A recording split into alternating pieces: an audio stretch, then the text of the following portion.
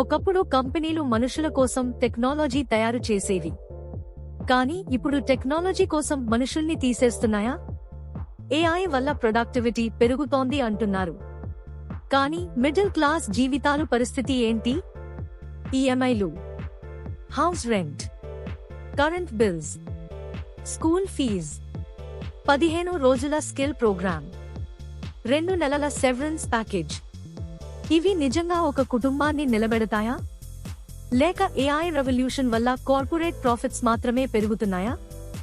ఈ రోజు వీడియోలో ఏఐ లేఆఫ్స్ వెనుక ఉన్న అసలు గేమ్ ఏంటి? కామన్ మ్యాన్ కి ఫ్యూచర్ ఉందా? కంపెనీస్ ఇంకో బెటర్ సొల్యూషన్ ఇవ్వలేవా అన్నది లోతుగా పరిశీలిద్దాం. 2026లో ప్రపంచంలోని పెద్ద కంపెనీలు ఒకే మాట చెబుతున్నాయి: ఏఐ వల్ల కాస్ట్ తగ్గుతాయి, ప్రొడక్టివిటీ పెరుగుతుంది. Customer support, coding, data analysis, marketing, even video editing కూడా ఇప్పుడు ఏఐ చేస్తోంది. ఒక ఏఐ ఏజెంట్ 3-5 మంది చేసే పనిని కొన్ని గంటల్లో పూర్తి చేస్తోంది. అందుకే పెద్ద కంపెనీలు బిలియన్స్ ఆఫ్ డాలర్స్ ఏఐ మీద ఇన్వెస్ట్ చేస్తున్నాయి. ఎందుకంటే హ్యూమన్ ఎంప్లాయీకి salary, bonus, insurance, leaves, office cost అన్నీ ఉంటాయి. కానీ ఏఐకి సర్వర్ కాస్ట్, సాఫ్ట్వేర్ సబ్స్క్రిప్షన్ మాత్రమే. కార్పొరేట్ పాయింట్ ఆఫ్ వ్యూలో చూసితే ఇది హ్యూజ్ ప్రాఫిట్ ఆపర్చునిటీ. కానీ ఇక్కడ ఒక పెద్ద ప్రశ్న: మిడిల్ క్లాస్ పరిస్థితి ఏంటి? ఒక సాఫ్ట్వేర్ ఎంప్లాయీని ఇమాజిన్ చేయండి. 10 సంవత్సరాలు పని చేశాడు, హోమ్ లోన్ ఉంది, పిల్లల ఫీజు ఉన్నాయి, పేరెంట్స్ మెడికల్ ఎక్స్పెన్సెస్ ఉన్నాయి. ఒక రోజు హెచ్ఆర్ కాల్ చేసి ఏఐ రీస్ట్రక్చరింగ్ జరుగుతోంది, మీ పొజిషన్ రిడన్డెంట్ అయింది అంటే ఈఎంఐ ఆగుతుందా? రెంట్ ఆగుతుందా? కరెంట్ బిల్ ఆగుతుందా? హాస్పిటల్స్ ఫ్రీగా ట్రీట్మెంట్ ఇస్తాయా? లేదు కదా. కానీ చాలా కంపెనీస్ ఏమి చేస్తున్నాయి? 2 నెలల సెవరెన్స్ ప్యాకేజ్, 15 రోజుల ఏఐ స్కిల్ ప్రోగ్రామ్ అంతే. ఇది యూట్యూబ్ థంబ్నెయిల్ కి బాగుంటుంది, లింక్డ్ఇన్ పోస్ట్ కి కూడా బాగుంటుంది. కానీ ప్రాక్టికల్ లైఫ్ లో మిడిల్ క్లాస్ ఫ్యామిలీ సర్వైవ్ అవుతుందా? ఇక్కడ ఒక ఇంట్రెస్టింగ్ క్వశ్చన్ వస్తుంది. కంపెనీస్ పూర్తిగా లేఆఫ్స్ చేయకుండా సాలరీ రీస్ట్రక్చర్ చేయలేవా? ఉదాహరణకి ఇయర్లీ ప్యాకేజ్ ని టెంపరరీగా 50% రిడ్యూస్ చేసి ఎంప్లాయీస్ ప్రొడక్టివిటీ ఇంప్రూవ్ చేయమని చెప్పి 9 గంటలు 5 రోజుల పని నమూనా కొనసాగిస్తే అట్లీస్ట్ ఎంప్లాయీకి రెంట్ పే చేసే అవకాశం ఉంటుంది, హెల్త్ ఇన్సూరెన్స్ ఉంటుంది, ఈఎంఐ కంటిన్యూ అవుతుంది, మెంటల్ ప్రెషర్ కొంచెం తగ్గుతుంది. ముఖ్యంగా కొత్త జాబ్ వెతికే వరకు సర్వైవల్ ఉంటుంది. అలాగే కంపెనీ రెప్యుటేషన్ కూడా ఇంప్రూవ్ అవుతుంది. ఎందుకంటే ఫ్యూచర్ లో ఎంప్లాయీస్ కూడా ఆ కంపెనీని ట్రస్ట్ చేస్తారు. కార్పొరేట్ వరల్డ్ లో ఒక చేదు నిజం ఉంది. చాలా పెద్ద కంపెనీస్ కి మొదటి ప్రయారిటీ ఎంప్లాయీ ఎమోషన్స్ కాదు, బిజినెస్ సర్వైవల్, గ్రోత్, ప్రాఫిట్స్. ఎందుకంటే స్టాక్ మార్కెట్ లో ప్రతి 3 నెలలకు పర్ఫార్మెన్స్ ప్రూవ్ చేయాలి. ఇన్వెస్టర్స్ ఒకటే చూస్తారు: రెవెన్యూ పెరిగిందా, మార్జిన్స్ ఇంప్రూవ్ అయ్యాయా, కాస్ట్ తగ్గాయా? ఒక కంపెనీ ఇలా చెబితే మేము ఎంప్లాయీస్ ని తీసేయలేదు, అందుకే ప్రాఫిట్స్ స్లో అయ్యాయి, చాలా సార్లు మార్కెట్ దాన్ని పాజిటివ్ గా చూడదు. షేర్ ప్రైస్ కూడా ప్రెషర్ లోకి వెళ్లే అవకాశం ఉంటుంది. అందుకే కొన్ని companies long term employee trust కంటే షార్ట్ టర్మ్ ప్రాఫిటబిలిటీ కి ఎక్కువ ఇంపార్టెన్స్ ఇస్తున్నాయి. ఇక్కడే ఏఐ ఏజెంట్స్ పెద్ద అడ్వాంటేజ్ అవుతున్నాయి. ఎందుకంటే ఏఐ 24 గంటలు పని చేయగలదు, సాలరీ హైక్స్ అడగదు, లీవ్స్ తీసుకోదు, ఒకేసారి మల్టిపుల్ పనులు చేయగలదు. కార్పొరేట్ పాయింట్ ఆఫ్ వ్యూలో చూస్తే ఇది కాస్ట్ తగ్గించి ప్రొడక్టివిటీ పెంచే పవర్ఫుల్ టూల్. కానీ అదే సమయంలో కామన్ ఎంప్లాయీస్ కి అన్సర్టెనిటీ కూడా పెంచుతోంది. ఇప్పుడు చాలా మంది ఒకే ప్రశ్న అడుగుతున్నారు: ఏఐ ఇంత పవర్ఫుల్ అయితే ఫ్యూచర్ లో హ్యూమన్స్ అవసరమే ఉండదా? కానీ ఇక్కడ చాలా పెద్ద మిస్అండర్స్టాండింగ్ ఉంది. అవును, ఏఐ చాలా వేగంగా పనిచేస్తుంది. కొన్ని రెపెటిటివ్ పనులు హ్యూమన్స్ కంటే ఫాస్ట్ గా చేస్తుంది. కానీ ఏఐకి నిజంగా బిజినెస్ అర్థమవుతుందా? ఏఐ ఎప్పుడూ మిస్టేక్స్ చేయదా? ఏఐ ఒక్కదానిగా సైబర్ అటాక్స్ ఆపగలదా? కేవలం ప్రాంప్ట్ ఇస్తే పర్ఫెక్ట్ కోడింగ్ చేస్తుందా? రియాలిటీ ఏమిటంటే దీనికి ఆన్సర్ క్లియర్గా లేదు అని చెప్పొచ్చు. ఏఐకి ఇంటెలిజెన్స్ ఉంది, కానీ అండర్స్టాండింగ్ పూర్తిగా లేదు. ఏఐ ప్యాటర్న్స్ నేర్చుకుంటుంది, డేటా ఆధారంగా ఆన్సర్స్ ఇస్తుంది, కానీ రియల్ వరల్డ్ బిజినెస్ డెసిషన్స్ లో human emotions, customer psychology, ethics, unexpected situations ఇవన్నీ వస్తాయి. ఇక్కడ హ్యూమన్ జడ్జ్మెంట్ చాలా ఇంపార్టెంట్. AI mistakes చేయదా?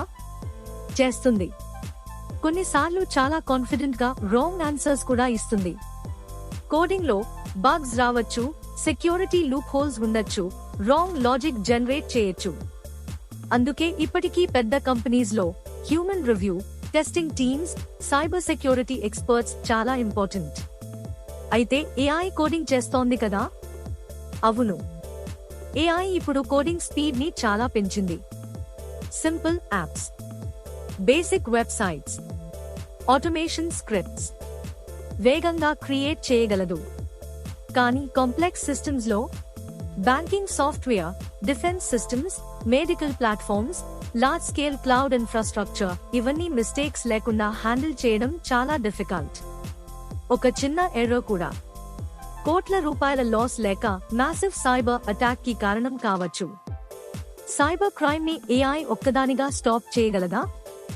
లేదు, ఎందుకంటే హ్యాకర్స్ కూడా ఏఐ యూజ్ చేస్తున్నారు. ఒకవైపు companies AI security tools use చేస్తుంటే, మరోవైపు సైబర్ క్రిమినల్స్ కూడా ఏఐ ద్వారా fishing attacks, fake voices, deep fake scams, automated hacking చేస్తున్నారు. అంటే ఫ్యూచర్ లో ఏఐ వర్సెస్ ఏఐ బ్యాటిల్ కూడా పెరిగే అవకాశం ఉంది. కానీ ఈ ఫైనల్ కంట్రోల్ మాత్రం హ్యూమన్స్ దగ్గరే ఉంటుంది. అసలు రియాలిటీ ఏమిటి? ఏఐ పూర్తిగా హ్యూమన్స్ ని రిప్లేస్ చేయకపోవచ్చు, కానీ ఏఐ యూజ్ చేసే హ్యూమన్స్ ఏఐ యూజ్ చేయని హ్యూమన్స్ ని రిప్లేస్ చేసే అవకాశం ఎక్కువ. అందుకే ఫ్యూచర్ సర్వైవల్ కోసం adaptability, new skills, AI tools understanding చాలా ఇంపార్టెంట్ అవుతున్నాయి. ఇది చాలా ఇంపార్టెంట్ క్వశ్చన్. ఏఐ వల్ల ఇప్పుడు కంటెంట్ క్రియేటర్స్ మనీ ఎర్న్ చేస్తున్నారు, ఫ్రీలాన్సర్స్ ఫాస్టర్ పని చేస్తున్నారు, స్మాల్ బిజినెసెస్ యాడ్స్ క్రియేట్ చేస్తున్నారు, స్టూడెంట్స్ స్కిల్స్ నేర్చుకుంటున్నారు. కానీ ఈ బెనిఫిట్స్ అందరికీ ఈక్వల్ గా రావడం లేదు. ఒక మిడిల్ క్లాస్ ఎంప్లాయీకి ఏఐ వల్ల కొత్త ఆపర్చునిటీస్ రావాలంటే internet access, learning time, laptop, English understanding, guidance ఇవి కావాలి. పూర్ ఫ్యామిలీస్ కి ఇవి అందుబాటులో లేకపోతే ఏఐ గ్యాప్ ఇంకా పెరిగే అవకాశం ఉంది. ఏఐ ఎక్కువగా కార్పొరేట్స్ కి మాత్రమే బెనిఫిట్ అవుతోందా? చాలా వరకు అవుననే అనిపిస్తోంది. ఎందుకంటే పెద్ద కంపెనీస్ ఏఐ వల్ల మ్యాన్ పవర్ తగ్గిస్తున్నాయి, అదే సమయంలో ప్రొడక్టివిటీ పెంచుకుంటున్నాయి, ప్రాఫిట్స్ ఇంప్రూవ్ చేస్తున్నాయి. కానీ కామన్ ఎంప్లాయీ అదే స్పీడ్ లో ఇన్కమ్ జనరేట్ చేయలేకపోతున్నారు. ఇది ఫ్యూచర్ లో ఇన్కమ్ ఇన్ఈక్వాలిటీని ఇంకా పెంచవచ్చు. ఫ్యూచర్ లో రెండు పాసిబిలిటీస్ ఉన్నాయి. సినారియో 1, ఏఐ వల్ల మాస్ లేఆఫ్స్ పెరుగుతాయి, మిడిల్ క్లాస్ ప్రెషర్ పెరుగుతుంది. సినారియో 2, పీపుల్ కొత్త స్కిల్స్ నేర్చుకుని ఏఐని టూల్ గా యూజ్ చేసి కొత్త ఇన్కమ్ సోర్సెస్ క్రియేట్ చేస్తారు. హిస్టరీ చూస్తే ప్రతి టెక్నాలజీ రెవల్యూషన్ మొదట జాబ్స్ తీసేసింది, తర్వాత కొత్త జాబ్స్ క్రియేట్ చేసింది. కానీ మధ్యలో ఉన్న ట్రాన్సిషన్ పీరియడ్, అదే డేంజరస్ పార్ట్. కంపెనీస్ మాత్రమే కాదు, గవర్నమెంట్స్ కూడా ప్రిపేర్ అవ్వాలి. Possible solutions: longer severance support, real skill development programs, AI tax discussions, universal basic income debates, affordable upskilling access, other income generator jobs. లేకపోతే AI revolution profits మాత్రమే create చేసి social pressure కూడా పెంచే అవకాశం ఉంది. ఇప్పుడు అసలు ప్రశ్న మీకే, ఏఐ ఫ్యూచర్ మిడిల్ క్లాస్ ఫ్యామిలీకి ఆపర్చునిటీ అవుతుందా, లేక మరింత పేదరికంలోకి తోసేస్తుందా? టెక్నాలజీ మనుషుల జీవితాలను ఇంప్రూవ్ చేయడానికి వస్తుందా, లేక మనుషుల్ని రిప్లేస్ చేయడానికి వస్తుందా? ఏఐ ఫ్యూచర్ ని డిసైడ్ చేసేది టెక్నాలజీ కాదు, దాన్ని ఎలా యూజ్ చేస్తున్నామనేది. కార్పొరేట్ ప్రాఫిట్స్ మాత్రమే పెరిగితే మిడిల్ క్లాస్ సర్వైవ్ కావడం కష్టం అవుతుంది. కానీ ఏఐని హ్యూమన్ సపోర్ట్ సిస్టమ్గా యూజ్ చేస్తే కొత్త ఆపర్చునిటీస్ కూడా రావచ్చు. మానవుల భవిష్యత్తు వర్సెస్ ఏఐ చూద్దాం. మరొక ఆసక్తికరమైన అంశంతో మళ్ళీ కలుద్దాం.